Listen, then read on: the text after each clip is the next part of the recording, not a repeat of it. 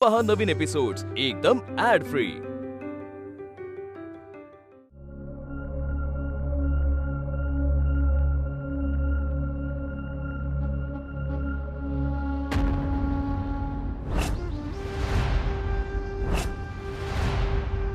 माझ्या पुस्तकांना कोणी हात लावला? कोण आहे? कोण आहे? इथे तर कोणीच नाही।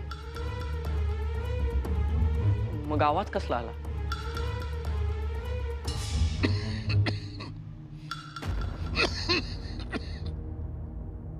हा तर नानांचा खोकला।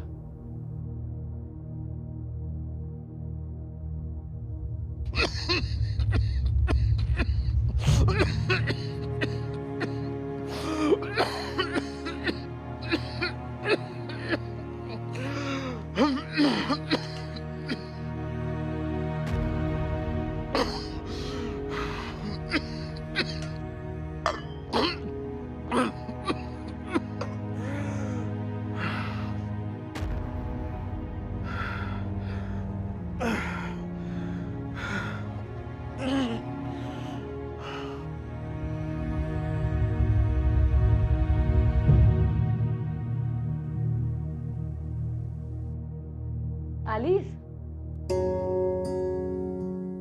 सावकाश सावकाश, दरवाजा लाव।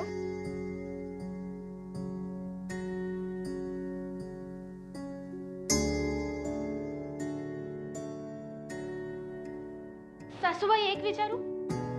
हो विचार की। यांचं खरंच खूप प्रेम आहे ना पुस्तकांवर? काही विचारू नकोस बाई, पुस्तकं म्हणजे बाळचा जीव की प्राण। लग्नात पाहिलंस ना, यशवंता आणि काशीनाथ दोघं तर घाबरतात त्याच्या पुस्तकांना हात लावायला। बाळचा धाकच आहे तसा, पण तो जपतोही त्याच्या पुस्तकांना तेवढं। एखादं पान गहाळ झालं, निखळलं तर अख्खं घर डोक्यावर घेईल बघ। काही विचारू नकोस। पण काय ग, तुला का सुचलंय मध्येच? नाही, सहजच। निजा आता, पहाटेच उठायचंय।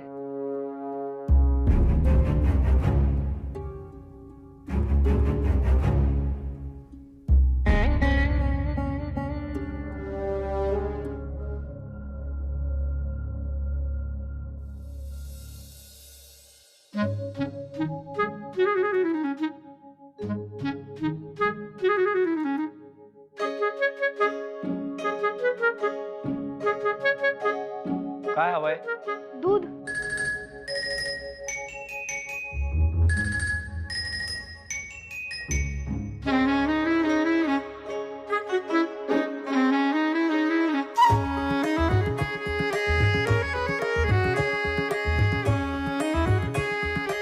अहो सावकाश जरा, इतकी कसली घाई? अगं काय हे? किती गरम आहे दूध? मला दूध थंड लागते, काकूनी सांगितले नाही का? नाही सांगितलं। नाही म्हणजे चुकलं माझं, मी विचारायला हवं होतं। आता ठेवेन हा लक्षात।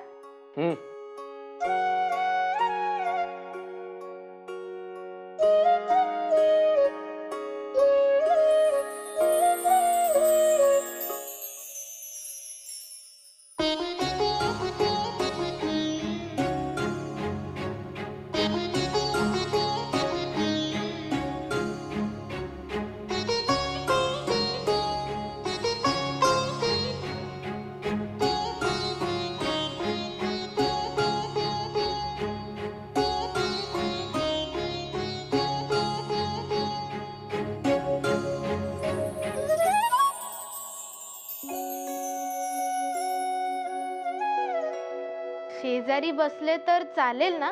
अनुमती सहसा कृती करायच्या आधी विचारावी। हो ना, तेच तर केले ना मी। मला बाई दडपण विनाकारण। असं कसं ना शेजारी बसायचं? चालेल नाही चालेल?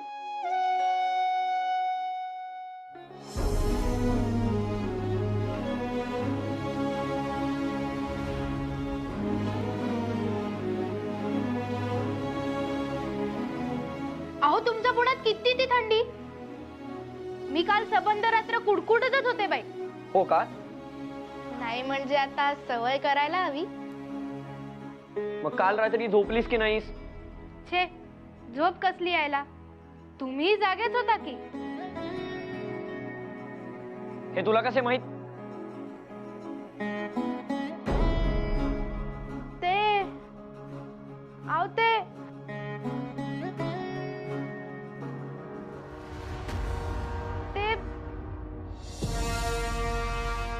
मग या पुस्तकाची पाने फाटली होती हे देखील माहित असेल? मला कसं माहित? मला कशाला विचारताय? तू नाही हात लावलास या पुस्तकाला?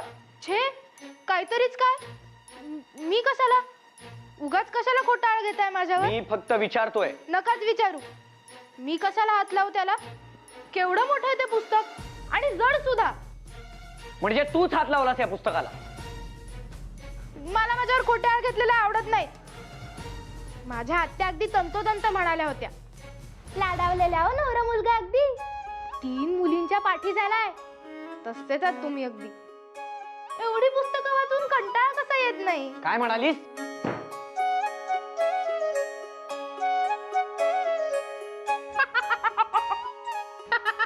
दात काढायला काय झालंय? या मिशा बघा, एवढ्या मोठ्या वडाच्या वृक्षाला एवढीशी पारंबी हवी तशी आहेत. मला चिडवतेस? ठीक आहे.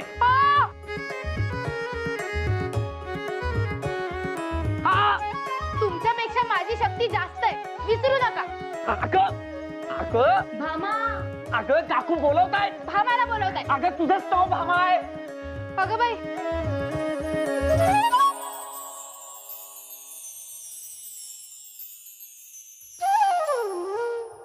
सासूबाई बोलवलं? अगं बाई आलीस का? बरं झालं. अहो, तुमच्या लक्षात आलं का? काय ते? काल तुम्ही 3 हाका मारलेल्या, आज मी 2च हाकांमध्ये आले. वा, काय प्रगती केली ती एक दिवसात. हो ना? हं. क्या मिरे? अगं नाही, हेनकाळे. नाही हेनकारणार. जमेल तुला? हो, माझ्या काकूंनी सगळं शिकवलंय मला.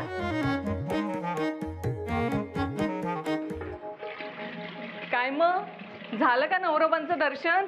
हो तर, दर्शन झालं आणि मारामारीचा प्रसादही दिला. अगं बाई, मारामारी? आणि ती कशावरून? अहो, त्याचं काय झालं, मी त्यांना त्यांच्या मिशांवरून चिडवलं, पण त्यांना मला चिडवताच आलं नाही, कारण मला कुठे मिशी आहे. ईश. पण सासूबाई, मला एक नाही समजलं, म्हणजे मी नक्की यांना काय म्हणू?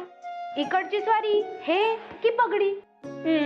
हा प्रश्न तू बाळच विचार, तोच देईल त्याचं काय उत्तर येते. मला जरा वेळ आणून दे. हो.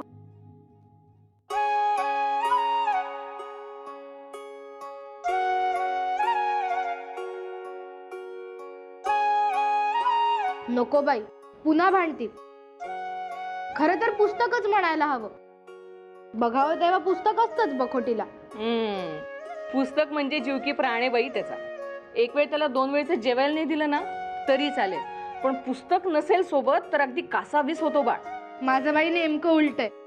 मला जेवायला नाही दिलं ना की मग माझा जीव कासावीस होतो. भूक लागलीये का? नाही नाही. पण सासूबाई, एवढी पुस्तकं वाचायला कंटाळा कसा नाही येत? अगं, त्याची परीक्षा आहे मॅट्रिकची, अभ्यास तर करावाच लागेल ना. कसली परीक्षा? आता कसं सांगू बाई तुला, फार अवघड असतं म्हणे, पण ती परीक्षा झाली ना की मोठ्या पगाराची नोकरी लागेल बाळला. मग मग चांगले पैसे कमविल बाळ. मग मग मग काय, आम्ही काल आणली आहे ना भामा लग्न करून बाळसाठी. तिच्यासाठी अंगभर दागिने करील बाळ. मग भामाबाई फिरतील वाडाभर दागिने मिरवत, हो की नाही? अय्या हो. गो बाई, बघू बघू, पाहू ते रोपड. वा, सुंदर लागतेस ग. पण सासूबाई, हे खरंच करतील का हो दागिने माझ्यासाठी? का तिथेही पुस्तकच आणतील? आणि अजून एक, म्हणजे रागवू नका पण सांगतेच, मला यांचा स्वभाव बघून नाही वाटत हे नोकरी करू शकतील. कोणी काही बोललो की लगेच अंगावर धावून जातात. नाही हो, माझा बाळ अत्यंत स्वाभिमानी आहे, फार आधीपासून. जेव्हा जेव्हा त्याला कुणी काही बोलेल ना तेव्हा त्याला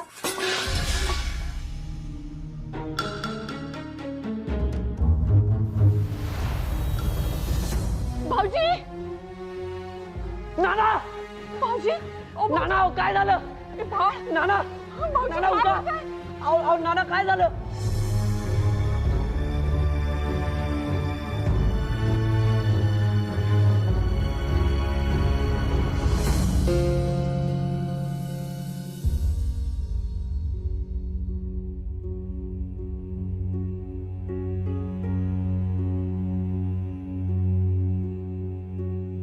वैद्यबू गोविंदराव अतिशय उत्तम आहे यांची प्रकृती. बावन कशी सोने अगदी. हा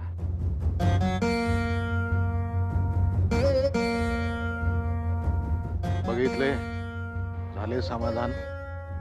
अहो मी यांना तेच सांगत होतो पण माझं कोणी ऐकेल तर ना. आता माझी प्रकृती मला ठाऊक नसेल का. अहो पण दादा वैद्यबुवांनी स्वतः निदान करून सांगितलेले केव्हाही योग्य नव्हे का? असो गोविंदा पाहिलंस किती छान योग जुळून आलाय ते.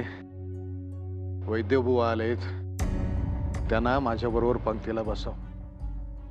अहो शास्त्री बुवा नको, जेवण वगैरे नको. अहो वैद्यबुवा आम्ही आठवण करून देखील तुम्ही बाळच्या लग्नाला आला नाही हो ना.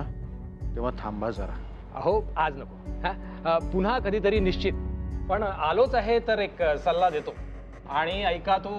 हा गेले काही दिवस तुम्हाला फार दगदग झाली त्यामुळे आता काही दिवस विश्रांती घ्या. सक्तीची म्हणा हवं तर. हा आणि त्यानंतर पूर्वीप्रमाणे कार्य करा. नाना आणि विश्रांती अहो हे तर महाकठीण कार्य. त्यापेक्षा तुम्ही सांगाल ते उपचार करणे सोपे ठरेल. छे छे विश्रांती ना त्यात काय हो. आता आमचं बाळचं लग्न झालं त्याचा संसार सुरू झालाय तेव्हा आता मला काहीच काम नाहीये. हे आमच्या सूनबाई आयुष्यवंत व्हा. गोविंदराव हा जरा हो हो चला चला. लखोबा वैद्यबुवांची पेटी घे. जी बाळ तू इथेच बैस. होय. मी आलोच.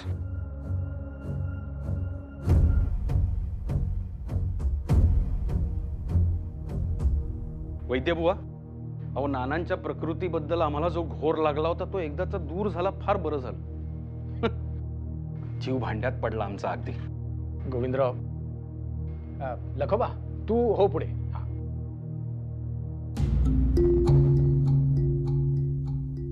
काय झालं वैद्यबुवा? गोविंदराव काय? गोविंदराव निरंजनाची वाद फडफडू लागली. त्याची ही सुरुवात आहे. काय? अहो काय सांगताय काय? शक्य तितकी काळजी घेणे, सक्तीची विश्रांती. अहो पण अन्यथा ज्वर आणि खोकला बळावला तर तर काय? काय?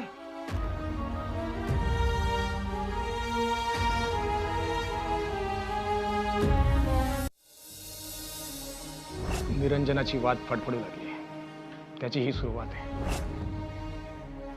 अन्यथा ज्वर आणि खोकला बळावला तर मामांजींची तब्येत इतकी बिकट आहे हे कोणालाच माहित नाही. यांना सांगावे की नको मला तर भीतीच वाटते. यांना सांगितले तर हे काळजी करणार आणि नाही सांगितले तर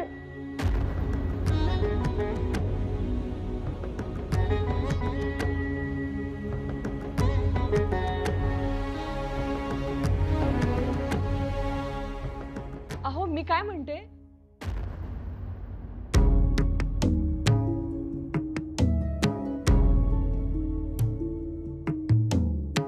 काय हो काय झालं? दादाची प्रकृती गंभीर आहे.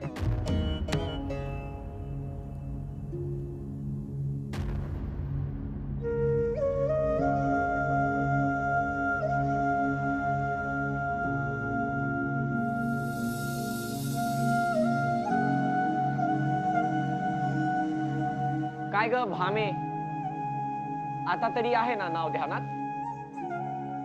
आणि हे काय सारी धान्य एकात एक मिसळलीस की? ज्वारीत तांदूळ, बाजरीत ज्वारी, काय कुठाय लक्ष? अगं बाई, अहो ते ध्यानातच नाही राहिलंय.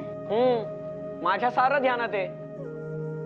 माझ्या मिशांना पारंब्या म्हणतेस, मगाशी चिमटे काढून पळालीस, आता काढ ना चिमटे, का मी काढू? अग काय ग, काय झालं?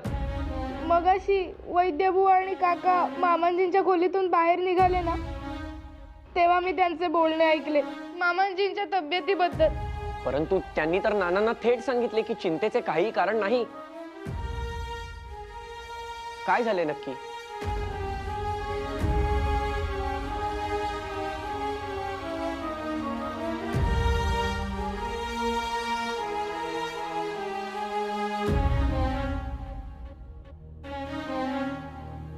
नानांबाबत असे काही घडू शकते यावर विश्वासच बसत नाही. आजवर त्यांना खचलेलं कधीच पाहिलं नाही. नानांना कितीही त्रास होत असला ना तरी ते स्वतःहून कधीच सांगणार नाही. आपल्याला खूप काळजी घ्यावी लागेल त्यांची. तुम्ही नका चिंता करू, मी आहे ना, मी घेईन त्यांची काळजी. काय हवं नको ते सगळं बघाच तुम्ही.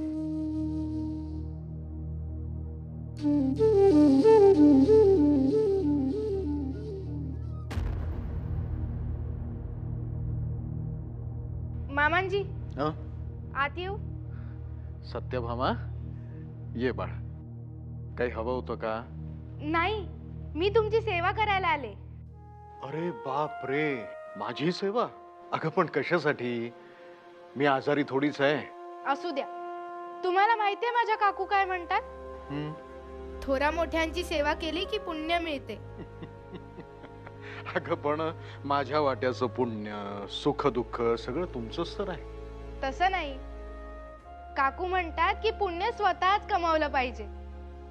मामांजी तुम्ही थांबा बरं, मी या काशाच्या वाटीने तुमची टाच घासते, म्हणजे उष्णता निघून जाईल. वैद्यबुवा काय म्हणाले ऐकलं ना मी? तुमची खूप दगदग झालीये, मी तुमचे पाय चेपून देते म्हणजे तुम्हाला विश्रांती मिळेल. अगं कशाला हे सगळं? राहू दे. असं कसं राहू दे? चला बरं तुम्ही. थोडक्यात काय, आता हा देह मुलाबाळांच्या स्वाधीन करायचा तर छान छान. तुला सांगू सत्यभामा, तू आमच्या घरात सून म्हणून आलीस त्याचं आम्हाला खरंच खूप कौतुक आहे. अशी सून मिळणं भाग्याचं लक्षण आहे. पण खरंच सांगू, आमचा बाळ ना जरा हट्टी आहे. माझी खात्री आहे की तूच त्याला सांभाळू शकशील. सांभाळशील ना? मामांजी तुम्ही कसलीच काळजी करू नका, मी यांना काय अख्ख्या घराला सांभाळे. मला काय उगाच धष्टपुष्ट नाही म्हणत, माझ्या मनात आलं तर मी काय काय करीन. सासूबाईंनी सांगितलं मला, तुम्ही आजपर्यंत खूप कष्ट केले, म्हणून आता मी तुम्हाला सक्तीची विश्रांतीच घ्यायला लावणार आहे. बघा, आता मी आले ना, मी काहीच काम करू देणार नाही तुम्हाला. पण जर तुम्ही विश्रांती घेतली नाहीत ना तर बघा,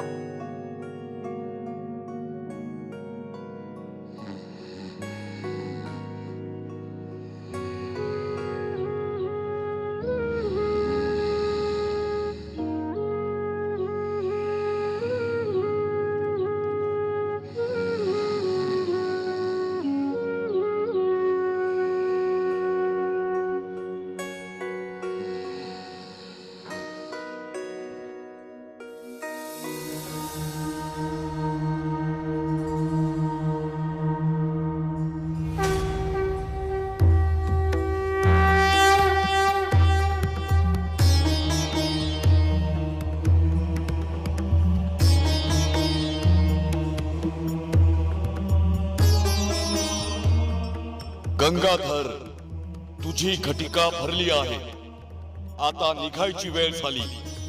त्याची मला कल्पना आली होतीच. अजून किती वेळ आहे माझ्याकडे? मी आता तुला आगाऊ कल्पना दिली आहे. पुढे येईल ते न सांगताच.